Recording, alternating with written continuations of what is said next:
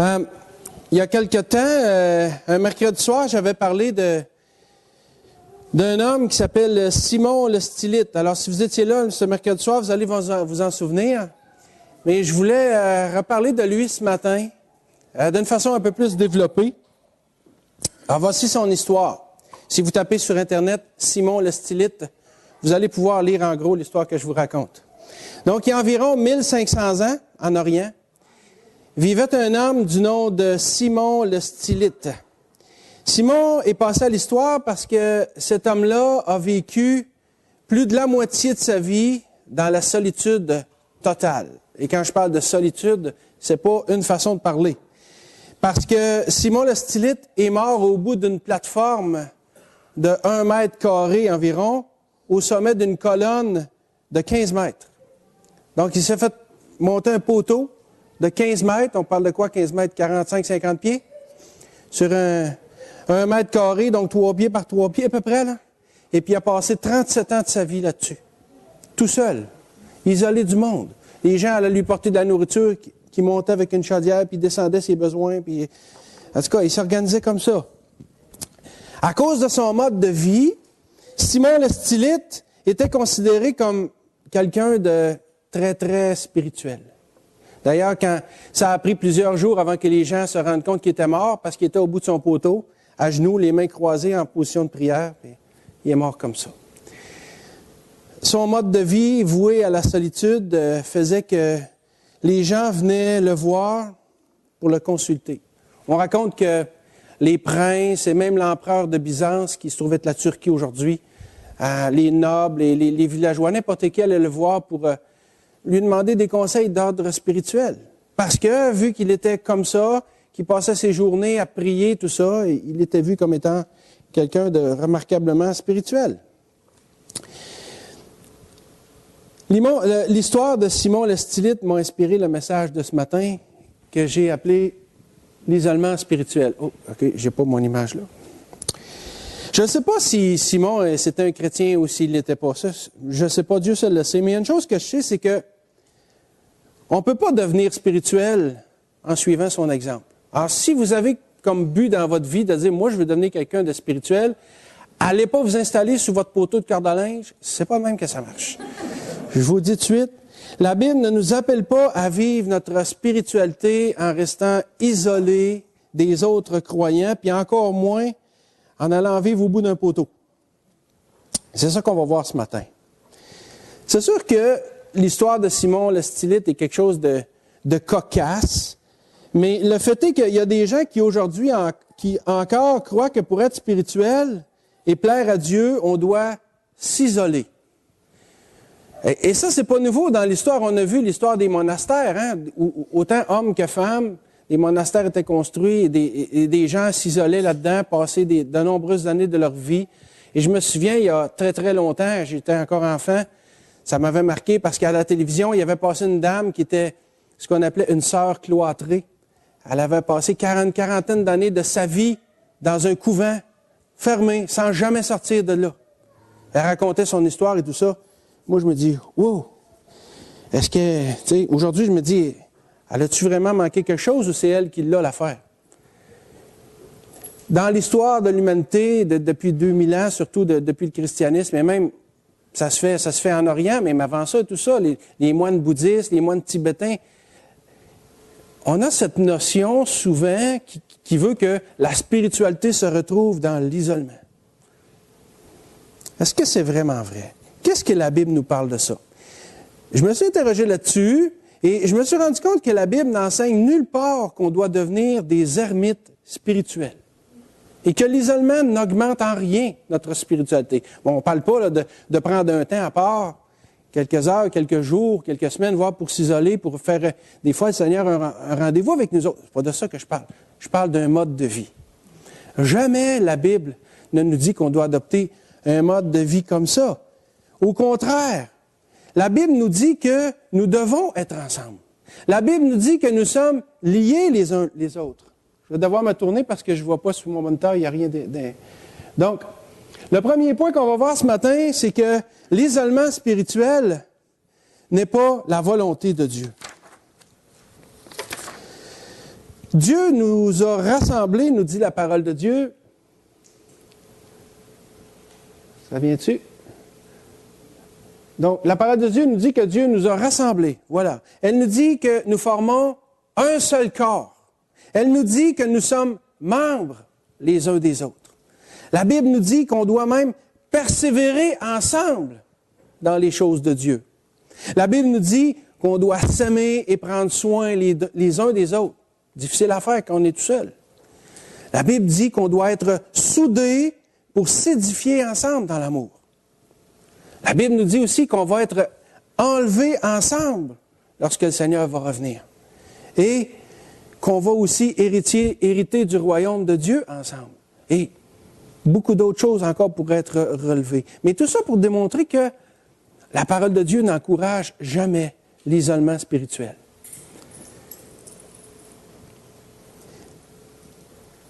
Quand on est frères et sœurs en Jésus-Christ, là, on a une particularité. On fait partie de la famille de Dieu. Vincent l'a mentionné tout à l'heure, que peu importe notre origine, notre langue, la couleur de notre peau, notre background, notre éducation, quand on est chrétien, on fait partie d'une même et seule famille.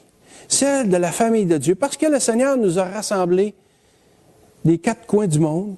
Je ne sais pas pourquoi on dit ça, les quatre coins du monde. Hein? La Terre est pas... En tout cas, nous a rassemblés de partout à travers le monde pour qu'on soit ensemble. Bon, évidemment, on ne doit pas être tous dans le même bâtiment parce que ça commencerait à prendre un gros bâtiment. Mais là où on est quand même tous membres les uns des autres, faisant partie de la même famille, celle de Christ. Parce que nous formons ce que la Bible appelle le corps de Christ. Et on ne doit pas s'isoler du corps. On ne doit pas s'isoler, on doit en faire partie activement. Parce que, comme chacun d'entre nous ne souhaite pas être amputé d'un de ses membres, bien, le Seigneur non plus ne souhaite pas que son corps soit amputé d'un de ses membres. Alors, si la Bible ne justifie pas la façon de vivre de Simon le Stylite, elle ne justifie pas non plus le choix des croyants qui ont décidé de vivre leur vie chrétienne comme s'ils étaient isolés et seuls au bout d'un poteau.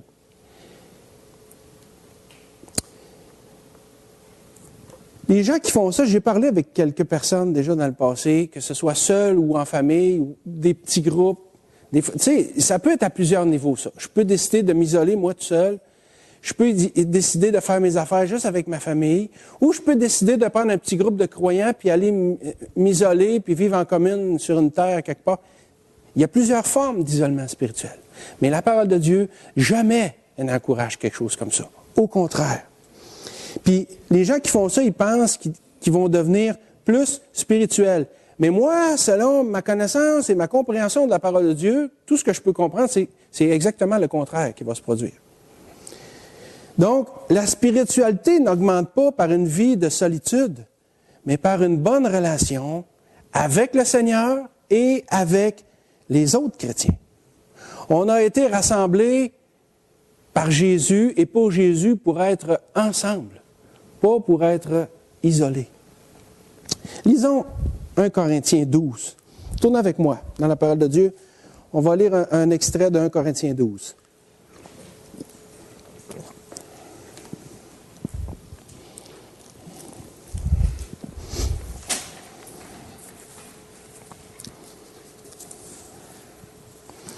Première épître aux Corinthiens, chapitre 12, à partir du verset 12. Car, comme le corps est un et a plusieurs membres, et comme tous les membres du corps, malgré leur nombre, ne forment qu'un seul corps, ainsi en est-il de Christ.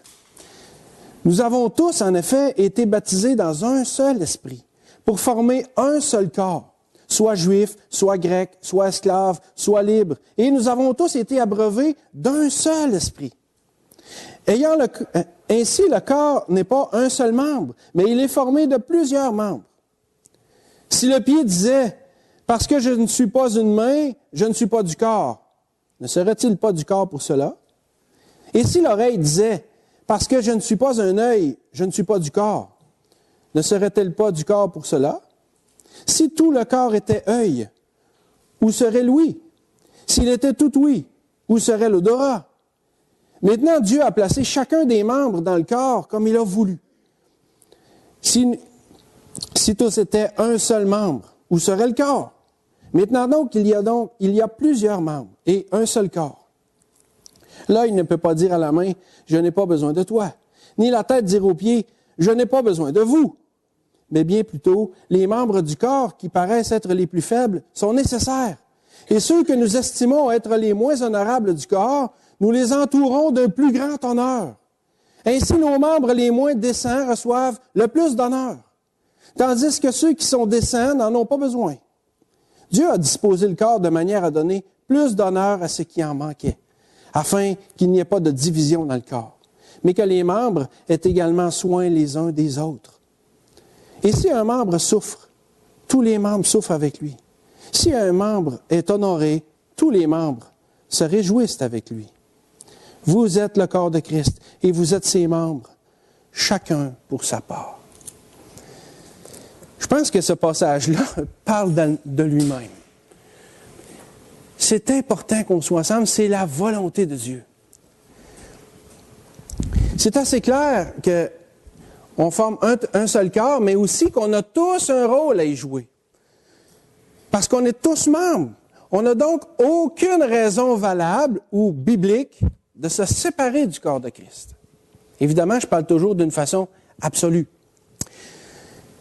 L'isolement spirituel n'est pas la volonté de Dieu. Au contraire, Dieu veut qu'on soit soudés ensemble. Dieu veut qu'on s'édifie ensemble mutuellement dans l'amour. Dans le texte qu'on vient de lire, là, les choses s'équilibrent. Il y a des membres qui ont moins d'honneur, ben les autres vont leur en donner. Il y a des membres qui souffrent, qui sont tristes, ben les autres vont souffrir avec lui.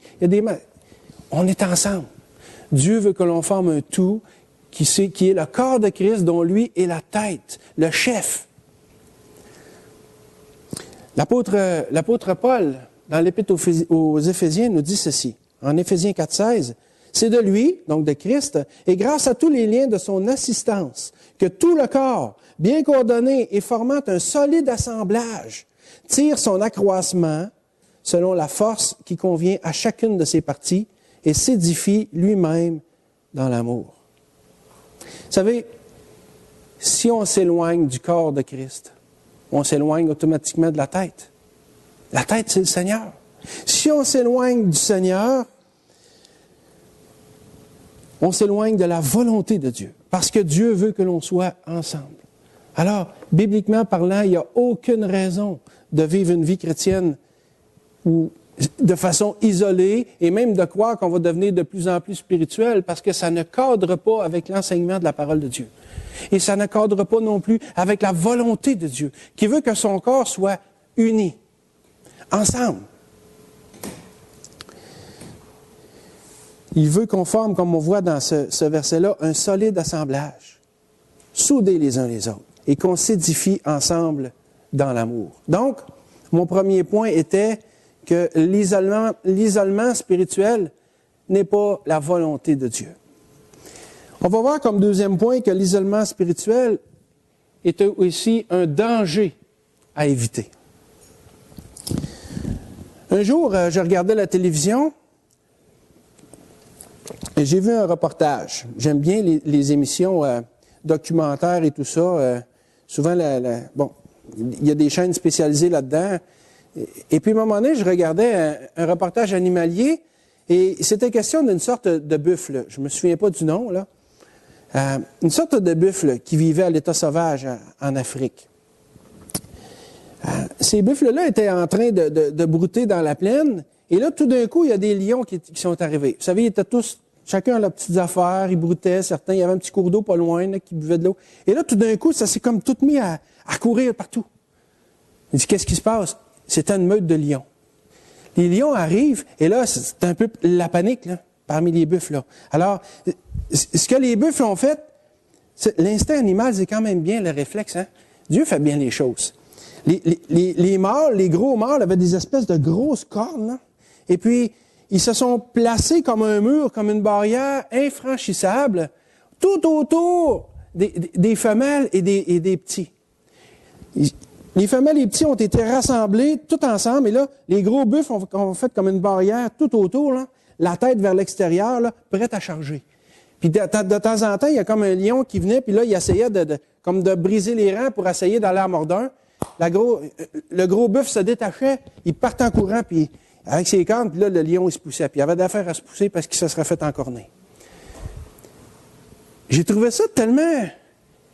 Wow! J'ai dit, c'est vraiment une belle image, encore une fois, que la nature nous montre de la volonté de Dieu pour les croyants. C'est ensemble qu'on est protégés. C'est ensemble qu'on est à l'abri du danger. J'ai trouvé ça intéressant et ça m'a fait penser à ce verset que l'apôtre Pierre a dit dans 1 Pierre 5,8. « Soyez sobres, veillez. Votre adversaire, le diable, rôde comme un lion rugissant, cherchant qui il dévorera. » J'ai trouvé l'analogie vraiment extraordinaire.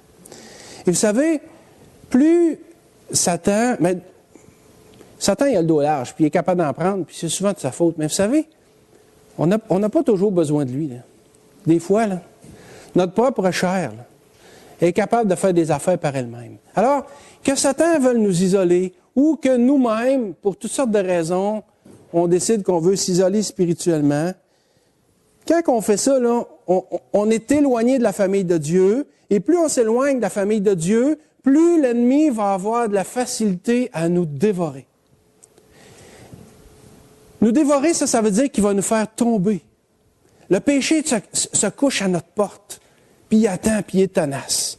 Si je m'isole des croyants, de tout ce que la communion avec les croyants peut m'apporter, dans la parole de Dieu, dans la prière, dans l'exhortation, dans pleurer ensemble, tout ça nous fortifie, là. Mais quand on s'isole puis qu'on décide de vivre tout ça tout seul, on passe à côté de quelque chose, puis si on pense qu'on va devenir plus fort, arrêtons de nous leurrer, là. C'est exactement le contraire qui va se passer. On va s'affaiblir. Et là, le péché va avoir un accès plus grand sur nos vies. Et l'ennemi va être capable de nous dévorer. On peut être facilement la proie des faux docteurs. L'orgueil. On va être facilement enclin à être ballotté à tout vent de doctrine. Parce que très souvent, ce qu'on peut réaliser, c'est que les gens qui s'isolent comme ça, ils ont une doctrine bien à eux sur certains des points. C'est comme s'ils étaient les seuls dans le monde à avoir compris ça. Hey, moi, là, j'ai compris ça, puis merci Seigneur, hey, t'es donc bien fin avec moi. Je suis tout seul sur la terre qui a compris ça. Voyez-vous le danger de l'isolement spirituel? De se leurrer soi-même. Puis ça, là, ça arrive tout le temps. Quand on s'isole, même en groupe, les gourous, c'est ça qu'ils font, là. Ils vont ramasser des gens, puis là, ils les amènent à quelque part, puis là, dire, écoutez, là, le Seigneur me parle, laissez faire les autres, là, il y a juste moi qui l'ai la patente, puis ça finit souvent très mal. On sait comment ça a fini là, avec un paquet de David Koresh, ou ben non, Moïse Thériault, ou ben non, bon, Manson, puis il y en a une gang qu'on pourrait nommer, là. Ils ont réussi à isoler des gens et leur faire croire n'importe quand, n'importe quoi, et même, ça a eu parfois des résultats désastreux. Donc, c'est comme ça que l'ennemi vient et est capable de nous dévorer.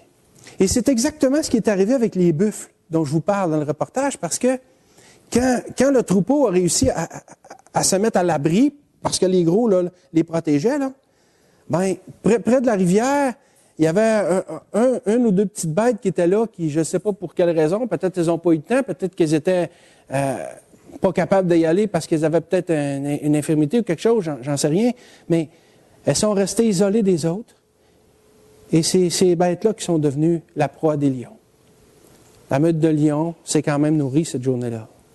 Mais ce n'est pas nourri de ceux qui étaient ensemble, protégés. Elle s'est nourrie de ceux qui étaient isolés. Elles sont devenues la proie des lions. Et c'est la même chose spirituellement qui arrive avec l'isolement spirituel. C'est un danger qui nous guette tous. Et vous savez, on a une responsabilité aussi. On en a une envers nous, premièrement, envers notre famille, mais on en a une aussi, je crois, envers nos frères et sœurs dans la foi qui ne sont plus avec nous. Ces gens-là, là, on doit chercher à les ramener. On doit chercher à les ramener en communion avec le corps de Christ, sous la protection de la famille de Dieu. Écoutez, la famille de Dieu, c'est pas quelque chose de parfait, là. Hein? C'est pas parce qu'on est chrétien qu'on fait plus de gaffe, puis c'est pas parce qu'on va dans une église qu'il n'arrivera pas de conflits, puis d'erreurs, puis toutes sortes d'affaires. On est humain.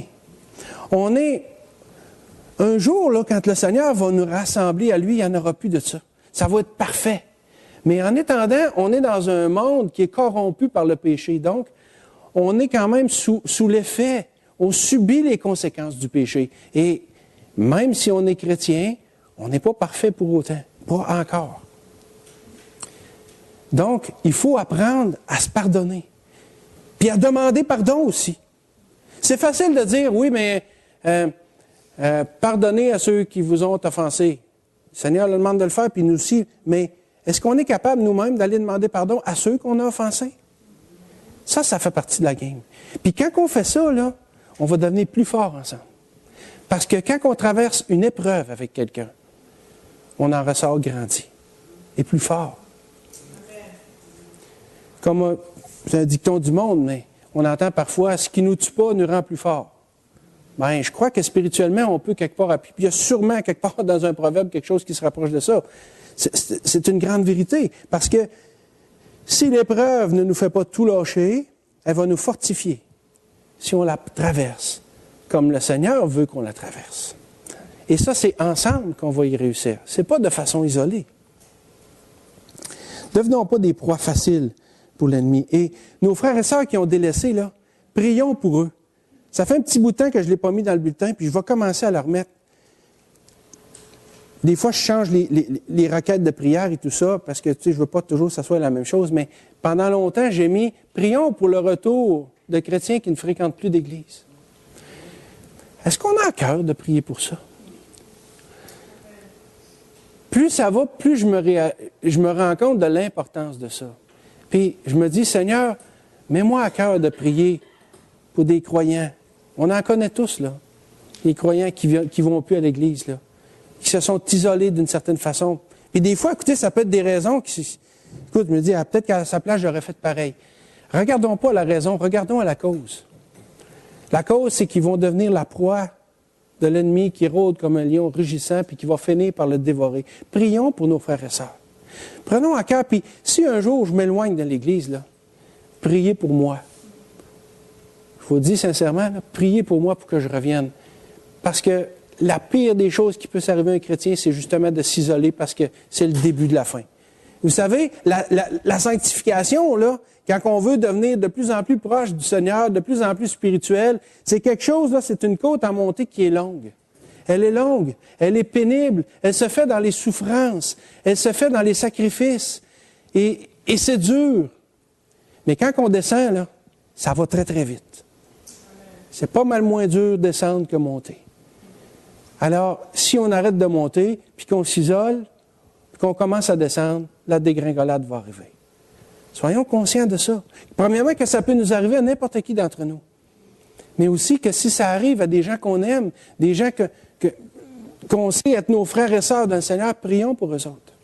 Puis essayons de faire partie de la solution. Bon, on ne pourra pas sauver le monde, c'est le Seigneur qui sauve. Mais est-ce qu'on peut faire quelque chose, des fois? Il y a très longtemps, il y avait un frère, j'étais à l'église de Shawinigan à ce moment-là, et il y avait un frère qui avait délaissé l'église pendant plusieurs années, puis il était revenu, puis à un moment donné, il me partageait ça, il dit, tu sais, il dit, ce que j'ai vécu, là, il dit, je sais que c'est atroce, là. Il dit, j'étais pas heureux, j'étais pas bien dans ma peau.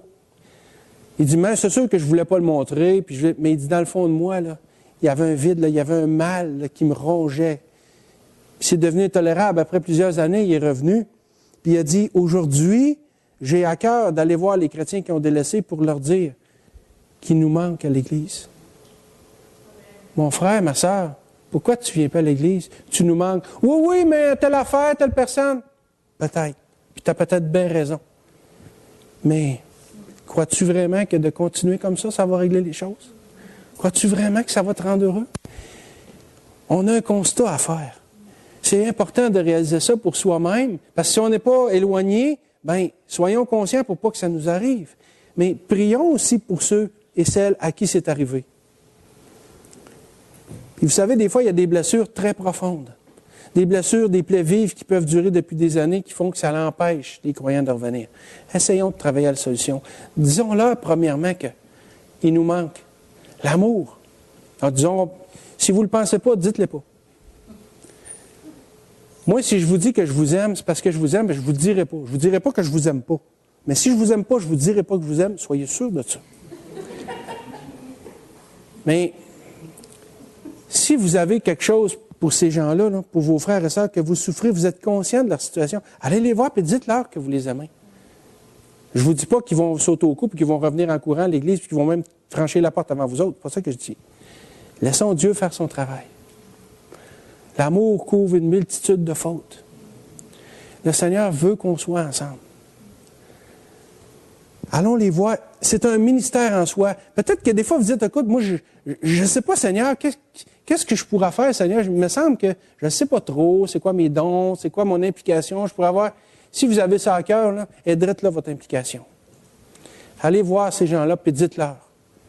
Faites-le en prière, dans un esprit de dépendance de Dieu.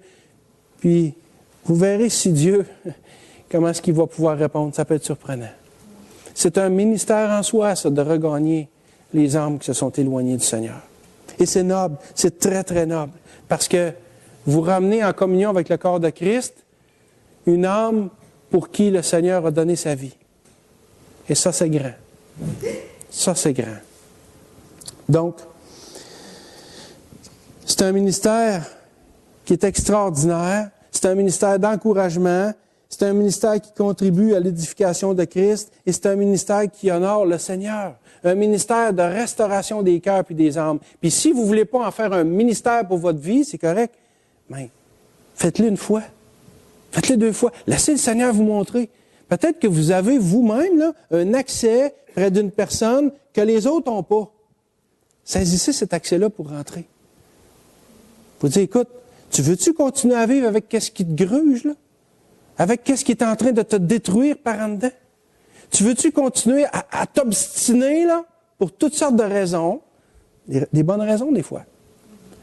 Mais qu'est-ce qui est plus important? Le Seigneur est mort pour chacun de ses enfants.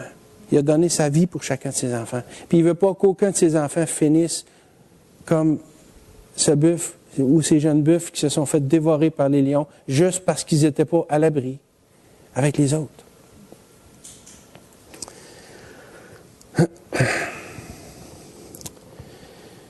Nos frères et sœurs qui ont délaissé, là, même si vous leur dites de revenir, ils ne reviendront pas en courant, comme je disais tout à l'heure, parce que ce n'est pas quelque chose de facile, puis ce n'est pas quelque chose, surtout si vous êtes comme moi, ça me prend du temps à réagir. Je ne me revire pas sur un dixaine. Ça prend du temps. Les gens, ils ont le droit d'avoir le temps que ça leur prend. Mais prions pour eux.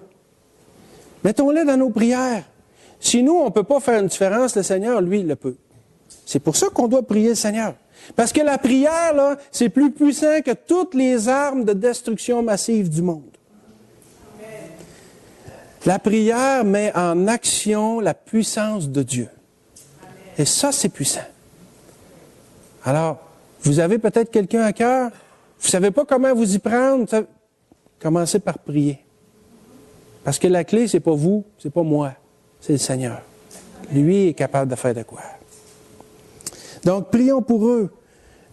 Allons leur dire qu'il nous manque. Puis, aidons-les à revenir.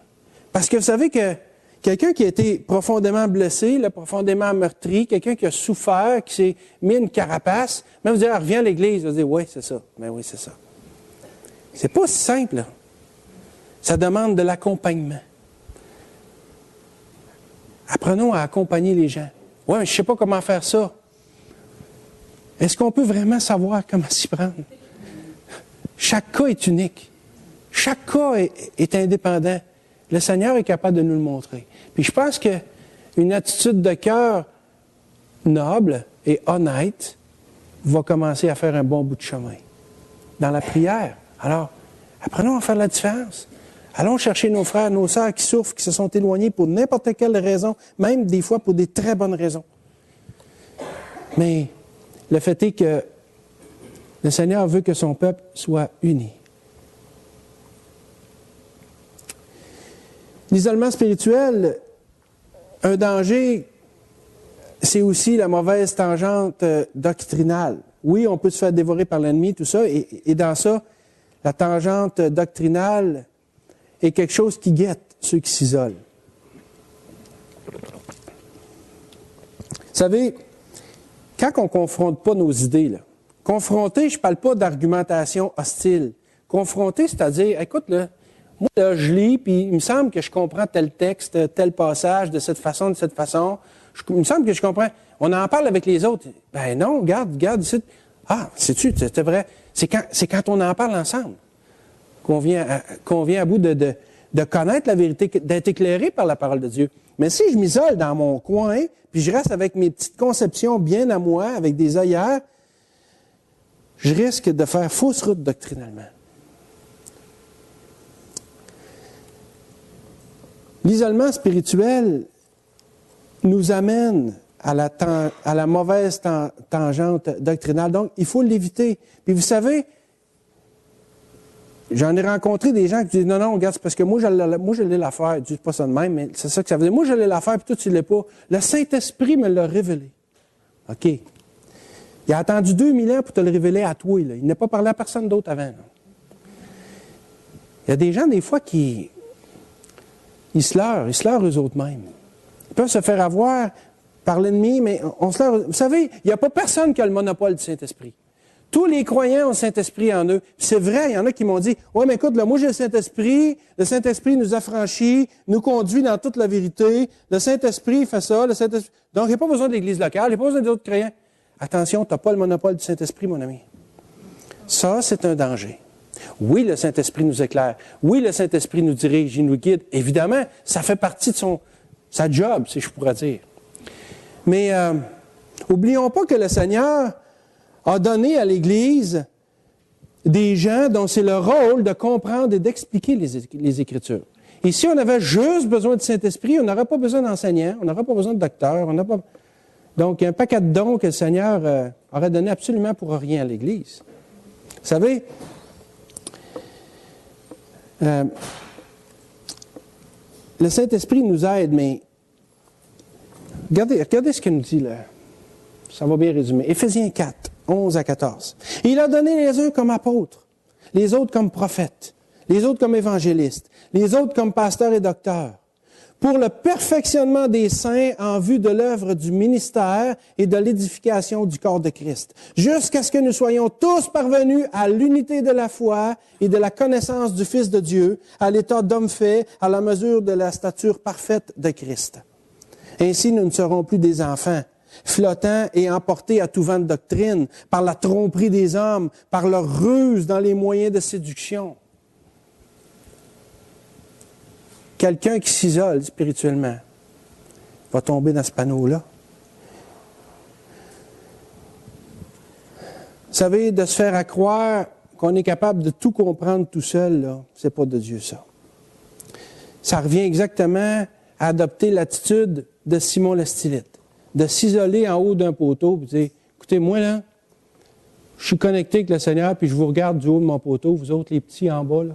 Puis si vous avez de quoi me demander, venez me voir, moi vous l'expliquer le code. Moi. C'est un peu ça, l'attitude qu'on adopte. C'est une attitude hautaine et orgueilleuse.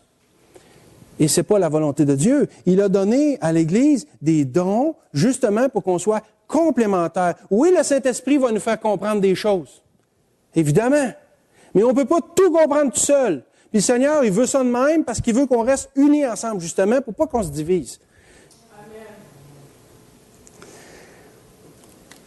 On a besoin de valider auprès des autres ce qu'on croit ou ce qu'on croit savoir. On n'est pas toujours obligé d'être d'accord, mais c'est quand même bien de savoir ce que l'autre pense. Puis à un moment donné, peut-être que le Seigneur va dire, après quelques années, écoute, là, Tony, regarde, tu penses à ça, mais vois-tu, là, regarde, quand tu as demandé à un tel, là, il y a 2-3 ans, puis regarde, tu sais, là, ça fait son chemin. Puis, c'est vrai, Seigneur, je pense que, dans le fond, je n'avais pas la bonne optique de la chose, je vais changer. Écoutez, ça fait partie de la game. Il faut confronter nos idées. Il faut savoir être capable de valider auprès des autres. Je suis dans le champ, moi, là, ou ben non, j'ai vraiment raison. Ça fait partie de ça. Donc, on a à apprendre les uns des autres. Et vous savez quoi? Même pas juste des enseignants. Oui, on a à apprendre des enseignants. Le Seigneur les a donnés à l'Église pour enseigner le peuple de Dieu, mais on a à apprendre de n'importe qui, parce que les enseignants ne sont pas infaillibles, les autres non plus. Moi, je dis souvent, pour enseigner la parole de Dieu, tu dois être enseignable d'abord. La journée, ce que tu penses que tu n'es plus enseignable, ou ce que tu as une attitude que tu n'es plus enseignable, tant qu'à moi, tu te disqualifies pour enseigner. Alors, et les enseignants ne se font pas juste enseigner par d'autres enseignants, là. Parce qu'en tant que croyants, on a tous à s'apporter les uns les autres. Puis, c'est pas parce qu'on voit quelqu'un là, c'est un docteur des Écritures, il est reconnu mondialement, c'est une sommité, c'est un érudit. Attention, c'est pas le Seigneur. Puis si on y enseignera pas quelque chose de la parole de Dieu dans la théologie, peut-être qu'on peut y enseigner quelque chose, par exemple, sur la façon de se comporter avec ses frères et sœurs. Peut-être qu'on peut dire, tu as manqué de tact ici, mon ami. Tu as manqué d'amour envers cette personne-là. Là. Tu as peut-être ça de long de diplôme, là, mais au niveau d'être capable de parler au cœur des gens, peut-être que tu aurais à apprendre un peu. Ça, là, on a tous à s'apprendre là-dessus. On a tous besoin les uns des autres, sans exception. On a d'ailleurs un exemple de ça, hein, dans la parole de Dieu. Oups, j'ai passé un bout, moi. Je pense que je ne l'ai pas mis au bon endroit. Exact. Je ne l'ai pas mis au bon endroit. Oui, il me manque une slide. Là, je ne l'ai pas en avant de moi, fait que ça me déconcentre un peu. Là. Bon, ben je vais vous le lire. Tournez dans moi dans Acte 15.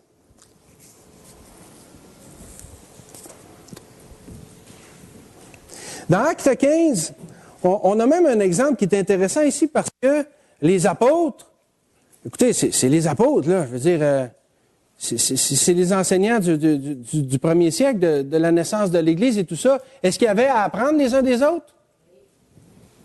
Oui, certainement. C'est ce qu'on va voir ici. Acte 15. Lisons les versets 1 à 6.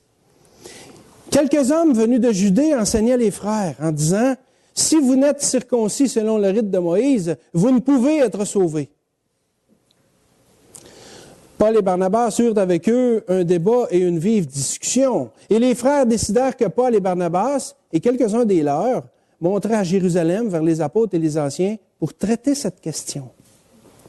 Alors quelques-uns du parti des pharisiens qui avaient cru se levèrent en disant qu'il fallait circoncire les païens et exiger l'observation de la loi de Moïse. Les apôtres et les anciens se réunirent pour examiner cette affaire. Il n'y a pas personne là-dedans qui se pensait parvenu par avoir le monopole du Saint-Esprit. Là. Ils se sont dit, wow, on a une question difficile, on a quelque chose qui n'est pas évident, on va se réunir ensemble et on va en parler. C'est un peu aussi l'attitude des Béréens dans les actes qu'on voit, hein, un peu plus loin. Il dit qu'ils vérifiaient chaque jour dans les Écritures si ce qu'on leur enseigne est exact. C'est important de valider ce qu'on croit avec les autres, surtout avec la parole de Dieu en premier, mais aussi avec les autres. Ça va éviter qu'on prenne une mauvaise tangente doctrinale. Puis vous savez, la pire tangente doctrinale qu'on puisse prendre, c'est de se tromper par rapport au salut. Est-ce que vous avez déjà vérifié dans la parole de Dieu si ce que vous croyez ou ce que vous pensez savoir est vrai? Je veux dire, j'ai grandi dans la religion populaire où on me disait que j'étais sauvé par mes œuvres, si je faisais une assez bonne vie en bout de ligne. Et j'ai grandi avec ça, puis mes parents, mes grands-parents, et tout ça, ils ont grandi avec ça tout le temps. Mais un jour, quelqu'un m'a dit, « T'es-tu vraiment sûr de ça? » Ben oui, écoute, ça a toujours été de même. Oui, mais est-ce que la parole de Dieu dit vraiment ça? Et là, ça a entamé en moi un processus de recherche où je me suis rendu compte que je n'étais pas sauvé par mes œuvres. J'étais sauvé par la grâce de Dieu, par la foi que je devais placer dans le Seigneur Jésus. Oui, je connaissais l'histoire de Jésus, puis je priais même, puis j'étais quelqu'un qui avait une certaine piété dans le monde, mais je passais totalement à côté de la vérité parce que je n'ai pas osé regarder dans les Écritures si ce que je pensais était exact. Mais un jour, en regardant les Écritures, j'ai compris que ma propre justice ne valait rien devant Dieu. J'ai compris que ma vie était morte devant Dieu. Mais j'ai compris que le Seigneur Jésus, lui, il avait parfaitement vécu sa vie. Et que ce qu'il a fait pour moi à la croix, il a pleinement assouvi la justice de Dieu. Et là, je me suis donné à lui. Ensuite, j'ai commencé à comprendre plus en détail par la suite ce qui s'est passé, mais sur le moment, je me suis dit, moi, je vais aller au ciel. Alors, c'est pas selon ce que je pense, mais selon ce que Dieu dit qu'il faut que j'agisse. Mais je ne sais pas qu'est-ce que vous pensez par rapport au salut. Peut-être que vous avez fait déjà ce pas de foi-là. Sinon, vous attendez quoi? Attendez pas. Laissez-vous pas tromper par votre religion, par votre raisonnement, par votre philosophie, par votre façon de voir les choses, mais laissez-vous plutôt imprégner de la parole de Dieu. Laissez la vérité de Dieu se révéler à vous. Le Seigneur dit, venez à moi, je ne mettrai pas dehors celui qui vient à moi. Le Seigneur est mort pour tous ceux et celles qui veulent être sauvés. Puis c'est pas ce qu'on pense, ce qu'on a fait, ce qu'on croit ou ce qu'on voudrait que ce soit qui compte, mais ce que Jésus a fait. C'est ça qui compte et il n'y aura jamais rien d'autre. Vous pouvez vous tromper dans la vie sur le métier que vous allez faire, sur certains choix de vie, sur n'importe quoi. Il y a toujours moyen, à un moment donné, de récupérer ça.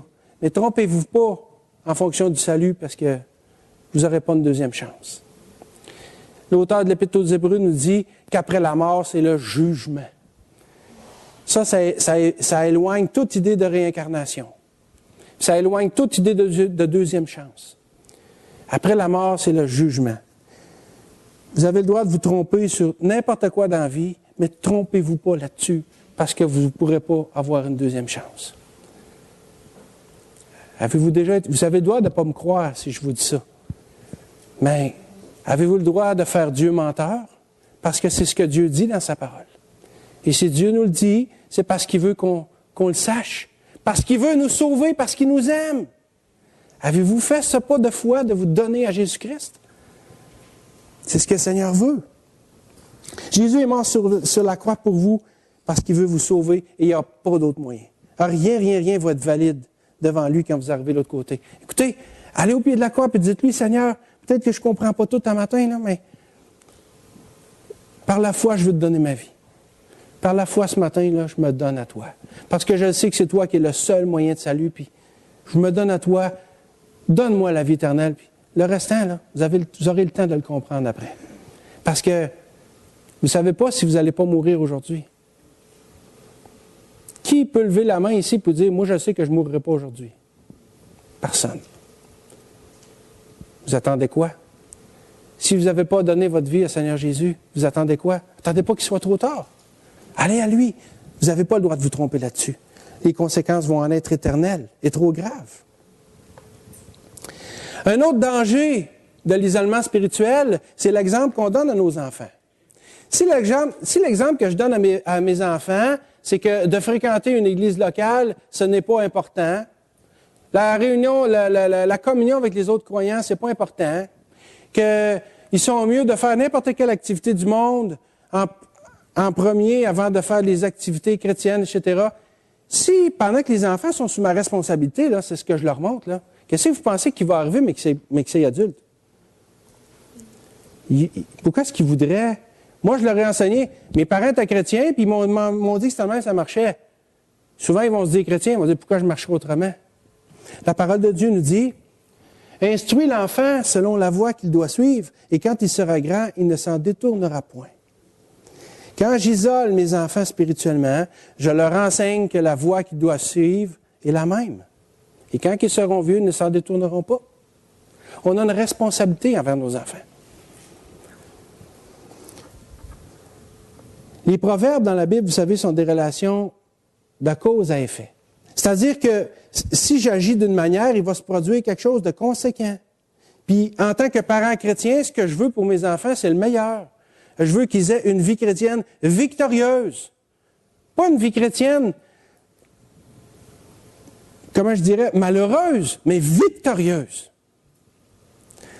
Je ne peux pas être pleinement heureux dans le Seigneur si ma priorité n'est pas les choses de Dieu. En Matthieu 6, à la fin du chapitre, le Seigneur nous dit, « Cherchez d'abord le royaume de Dieu, et toutes les autres choses vous seront données par-dessus. » Quelle est ma priorité? Et si j'enseigne à mes enfants qu'ils doivent, pour leur propre vie, chercher d'abord la volonté de Dieu et le royaume de Dieu, ben, ils vont grandir avec cette idée-là. Ça se peut qu'ils s'en détournent, mais au moins, ça ne sera pas de ma faute. Je vais leur avoir enseigné la vérité. C'est ça que ça veut dire. Donc, l'isolement spirituel comporte de grands dangers. Troisième point. On a vu que l'isolement spirituel n'est pas la volonté de Dieu, que c'est un danger à éviter. Et maintenant, on va voir que c'est aussi, et ça va avec les deux autres points, que c'est un obstacle à la croissance spirituelle. L'Église locale et la communion fraternelle sont nécessaires à la bonne croissance parce que c'est comme dans une famille. Les enfants qui ne sont pas nourris, qui n'ont pas d'affection, ben, ils vont tomber malades puis ils vont mourir. Ben, spirituellement, c'est la même chose. Si je suis pas bien nourri, si j'ai pas d'affection fraternelle et tout ça, ben, je vais tomber malade spirituellement puis ça va être désastreux. D'ailleurs, l'expression les uns les autres dans le Nouveau Testament revient plusieurs dizaines de fois. Je ne les ai pas comptés exactement, mais il y en a pas mal. Et beaucoup de fois, cette expression-là s'applique au fait qu'on doit être unis ensemble, soudés ensemble. Quelques exemples ici. Supportez-vous les uns les autres. Instruisez-vous et exhortez-vous les uns les autres. Vous avez vous-même appris de Dieu à vous aimer les uns les autres. Consolez-vous donc les uns les autres. Exhortez-vous réciproquement et édifiez-vous les uns les autres. Et il y en a une panoplie. Il y en a en masse. Si Dieu voulait qu'on s'isole spirituellement, il n'aurait pas mis plusieurs dizaines de fois l'expression les uns les autres. Parce que, voyez-vous que dans l'expression les uns les autres, là, il y a aussi les autres. Alors on doit être ensemble les uns avec les autres. Pas juste les uns, pas juste les autres, mais les uns les autres. C'est ça, là. Puis c'est tellement important d'être ensemble puis de veiller les uns sur les autres que l'auteur de l'Épître aux Hébreux nous dit qu'on doit le faire chaque jour. Regardez bien ça, Hébreux 3,13. Exhortez-vous les uns les autres chaque jour, aussi longtemps qu'on peut dire aujourd'hui, et qu'aucun de vous ne s'endurcisse par la séduction du péché. Wow! Puis la Bible nous dit aussi, dans Hébreux 10, 24 et 25, n'abandonnons pas notre assemblée, comme c'est la coutume de quelques-uns, mais exhortons-nous réciproquement. N'abandonnons pas notre assemblée. J'ai souvent entendu des gens dire, ben là, ça, il ne faut pas que tu quittes ton église locale pour aller vers une autre. C'est pas ça que ça dit. C'est pas ça que ça dit. Darby, là, il a traduit dans la version Darby, n'abandonnons pas le rassemblement de nous-mêmes. C'est ça l'idée. Arrêtez pas de vous réunir avec d'autres croyants. C'est de ça que l'auteur de l'Épître aux Hébreux nous parle. Alors, autrement dit, ne cessons pas de se réunir avec les autres croyants, à l'exemple des premiers chrétiens qui, selon Actes 2, 42, persévéraient dans l'enseignement des apôtres, dans la communion fraternelle, dans la fraction du pain et dans les prières. Actes 2, 42. Et c'est écrit qu'ils persévéraient à faire ce que les croyants font quand ils sont ensemble.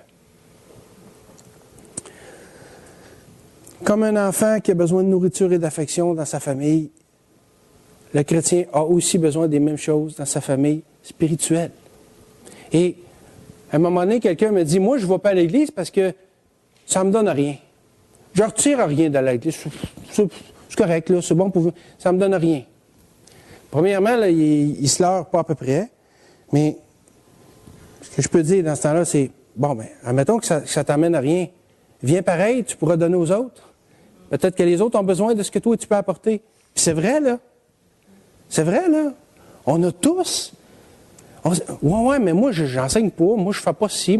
Non, mais savez-vous là, à quel moment que vous allez vous présenter à l'assemblée, puis qu'un frère, une sœur va vivre quelque chose de difficile, puis ça ne paraît pas tout le temps, là. Puis là, vous arrivez à côté, puis vous faites un beau sourire, puis un beau câlin. Savez-vous le bien que vous faites à cette personne-là sans même le savoir? Ça arrive-tu, ça? Oui, ça arrive. Oui, ça arrive. Le Seigneur peut nous utiliser de n'importe qui, puis on ne sait jamais à quel moment. Une parole, des fois, bien placée, un petit geste, une petite attention, quelque chose, ça peut faire toute une différence dans la vie de quelqu'un. Vous n'avez rien retiré de l'église locale? OK, c'est une chose. Mais vous avez certainement à donner. Puis, derrière tout ça, c'est la volonté de Dieu que les croyants soient ensemble. Il n'y en a pas de raison de s'isoler spirituellement. Il n'y en a aucune. Aucune. C'est sûr qu'il y a des choses qui nous déplaisent dans l'Église. on peut avoir des conflits avec d'autres personnes. Mais je pense que c'est des raisons de plus pour persévérer parce que c'est comme ça qu'on peut expérimenter d'une façon palpable et véritable le pardon, l'exhortation, l'encouragement, la consolation, puis tout ce qui se rapporte à l'expression les uns les autres. Quand je suis tout seul, là, puis c'est pour ça que la sanctification est étroitement liée au fait que les chrétiens sont ensemble. Parce que il y a une grande part du Nouveau Testament qui veut qu'on doit justement s'exhorter, s'encourager, se consoler, se pardonner, s'édifier, s'enseigner. On ne peut pas faire ça tout seul.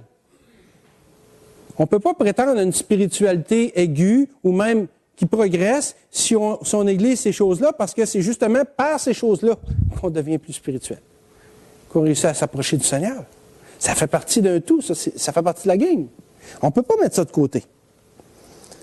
Puis en plus, c'est à l'amour que nous avons les uns pour les autres que la parole de Dieu nous dit que les gens vont savoir que nous sommes enfants de Dieu. Oups, j'ai trop vite. Dans Jean 13, 35, le Seigneur nous dit « À ceci, tous connaîtront que vous êtes mes disciples si vous avez de l'amour les uns pour les autres. » Comment je peux donner cet exemple-là aux gens qui m'entourent si je suis tout seul, isolé chez nous, en haut de mon poteau? Je peux pas. Je peux pas. Écoutez, j'essaye de trouver une raison valable, bibliquement parlant, puis j'en ai pas. J'en ai pas. L'isolement spirituel n'est pas la volonté de Dieu. Ce n'est pas biblique. Au contraire. Et vous savez, l'unité, là, souvent on parle d'unité. Mais unité ne veut pas nécessairement dire conformité, là. Il y a une différence entre les deux. Vous savez, je peux me peigner de ce bord-là, puis Vincent va se peigner de l'autre bord, mais on n'est pas conforme, on n'est pas pareil.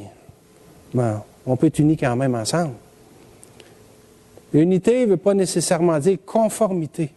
On a le droit d'avoir nos divergences d'opinion. On a le droit d'avoir certains sujets qu'on pense un peu différemment, mais on a quand même le devoir d'être unis ensemble. Dire, ben mon frère, ma soeur, peut-être pas d'accord avec toi là-dessus, mais je t'aime pareil.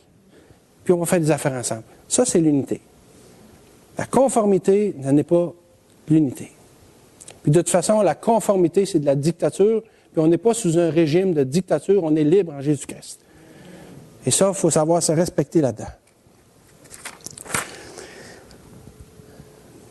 Donc, ces choses-là, ce que je viens de parler, nous aident à grandir parce qu'elles nous font expérimenter les uns et les autres la parole de Dieu. Donc, pour résumer le message, l'isolement spirituel n'est pas la volonté de Dieu. C'est un danger à éviter et c'est un obstacle à la croissance. Il y a beaucoup d'autres points qui auraient pu être amenés contre l'isolement spirituel, mais je pense que ces trois-là sont assez pesants. Je pense que ça nous donne quand même l'essentiel du sujet. Et quand on les considère, là, puis qu'on se place devant le Seigneur, devant la parole de Dieu, là, ben, je pense que ça doit nous amener à prendre garde de ne pas s'isoler, parce que c'est facile. C'est facile. Quand il survient un conflit, là, plutôt que de chercher à s'isoler, là, cherchons donc à le régler. Ce qui ne nous tue pas nous rend plus forts. On va juste en sortir grandi. Attention aussi à ceux qui essayent de faire sortir les chrétiens des églises, en leur disant que ça, c'est pas biblique. Les églises. Moi, j'ai lu des livres. J'ai lu un livre là-dessus à un moment donné. Puis il y a des gens j'en ai vu avec les années. Je pourrais vous en nommer 3. Je ne vous les nommerai pas, mais ils sont venus ici puis ils me disaient, écoute, là, moi, là, Dieu me l'a dit. Toi, là, ton affaire, ça, c'est pas bon. Puis l'église locale, c'est pas biblique. Il y a toujours des gens. Puis à chaque fois, là, ces gens-là, là, ils réussissent à partir avec des gens dans l'assemblée. C'est pas biblique d'avoir un pasteur. C'est pas biblique d'avoir une assemblée. Mais venez-vous-en avec moi, je vais être votre pasteur puis je vais m'occuper de vous autres. Non, mais c'est ça qu'ils font. C'est ça qu'ils font. Attention à ces gens-là qui veulent nous isoler. C'est des loups qui s'infilent dans la bergerie puis qui cherchent à dévorer. Si vous pensez que l'Église locale ne vous apporte rien, ben, comme j'ai dit tantôt, venez pour donner. Essayons de regagner nos frères et nos sœurs dans la foi qui ont délaissé. C'est facile d'avoir une attitude de jugement, de condamnation, de légaliste. Ça, notre chair, elle aime. Mais elle aime-tu ça? Hein? Non, toi, là, non, regarde, la Bible, elle dit ça, regarde, toi. Toi, va-t'en là-bas. Tu n'es pas digne de nous autres. Tu n'es pas digne de nous autres. Attention à ces attitudes-là. On ne le manifeste pas toujours comme ça, là, mais c'est quelque chose, ce à quoi on doit prendre garde. Ça ne veut pas dire d'approuver le péché des autres, là, c'est pas ça que je dis, là. Mais il y a une façon de dire, écoute, mon frère, écoute, ma soeur, c'est pas bien ce que tu fais. C'est pas bien ce que tu fais. Es-tu vraiment conscient de ce que tu fais, là? Garde l'amour que le Seigneur a eu pour toi, là. Puis là, on lui parle de l'amour, puis prions pour lui, puis aimons-le, même si des fois la parole parle de discipline, puis ça a sa place. Mais la discipline n'est pas là pour détruire les gens. La discipline est là pour reconstruire, pour restaurer les gens après un temps. Et ça, on doit être des instruments dans la main de Dieu pour y arriver à reconstruire des vies brisées, à ramener des chrétiens qui se sont éloignés dans le temps de Dieu, dans les bonnes conditions aussi, et pour les bonnes raisons. Mais on doit faire partie de la solution. Essayons de regagner nos frères et sœurs. Faisons partie de la solution plutôt que de juste voir le problème. N'oublions pas non plus que la spiritualité n'augmente pas dans l'isolement, mais dans la relation qu'on a avec le Seigneur. Et je le répète, plus je m'éloigne du corps de Christ, plus je m'éloigne du Seigneur. Et plus je m'éloigne du Seigneur, plus je m'éloigne de la volonté de Dieu. Et plus je m'éloigne de la volonté de Dieu, plus je m'isole des autres, et plus je m'isole des autres, plus je suis une proie facile pour l'ennemi. Alors, si un jour, vous vous rendez compte que vous êtes en train de vous ériger un poteau spirituel, comme Simon le Stylite l'a fait, mettez tout de suite la hache dedans. Attendez pas qu'il soit rendu trop tard. Parce que plus vous allez attendre, plus votre poteau va être haut. Et plus votre poteau va être haut, plus vous allez tomber de haut, ou vous allez être incapable d'en redescendre. Plus on attend, plus c'est difficile. Puis, tout comme Simon le Stylite, si on s'entête là-dedans, on risque de mourir tout seul aussi. Et isolé de nos frères et sœurs, ayant passé à côté de la volonté de Dieu pour notre vie, ou d'une partie de notre vie. Donc, si vous vous isolez, vous méprisez la pensée de Dieu. Parce que Dieu dit clairement qu'on doit être ensemble les uns les autres. Puis en terminant, je ne veux pas laisser sur une note négative, je voudrais laisser sur une note positive. Considérons ensemble, c'est facile de voir le côté négatif, mais voyons le côté positif. Donc, vous autres, vous êtes négatifs, vous autres, vous êtes positifs. Non, c'est pas ça. Mettons le côté négatif de côté, voyons le côté positif, puis essayons de relever ce que ça nous apporte d'être ensemble. La joie, la communion fraternelle, le réconfort, le soutien, mettez tout ce que vous voulez. Tout ce qui pourrait nous faire dire, comme le psalmiste dans le psaume 133, « Voici, oh qu'il est doux, voici qu'il est agréable, qu'il est doux pour des frères de demeurer ensemble. » Que le Seigneur bénisse sa parole dans nos cœurs. Seigneur Jésus, Seigneur notre Dieu, merci parce que dans ta parole, tu nous montres que c'est important à tes yeux qu'on soit unis ensemble les uns les autres. Parce que tu veux nous utiliser comme un solide assemblage, comme un corps fonctionnel dont tous les membres font partie et sont importants. Et Seigneur, tu n'as pas besoin de l'homme pour être servi, toi qui donnes la vie et la respiration à toutes choses. Mais c'est une grâce que tu nous fais de nous permettre de te servir. Et Seigneur, c'est ensemble. C'est quand ton corps est uni qu'il est le plus efficace. Et même si le corps n'est pas parfait parce qu'on est dans un monde où on est soumis au péché puis on en subit parfois les conséquences, on a cette espérance glorieuse qu'un jour, quand tu vas nous rassembler à toi, tu vas nous donner des corps nouveaux. Et là, à ce moment-là, on va devenir tous ensemble ton épouse bien-aimée. On est déjà tes bien-aimés, mais on va être dans un monde où on ne sera plus soumis à l'emprise du péché, ni à ses influences, parce que ça n'existera plus. Quel jour merveilleux! On va être ensemble réunis pour l'éternité. Prépare-nous à le faire déjà dans cette vie, Seigneur, d'apprendre à s'aimer les uns les autres et de développer ce réflexe de dépendance que nous avons les uns les autres dans l'amour et le Saint-Esprit qui nous unit tous ensemble. Bénis ta parole dans nos cœurs, et on t'en prie, avec action de grâce dans le nom précieux de Jésus. Amen.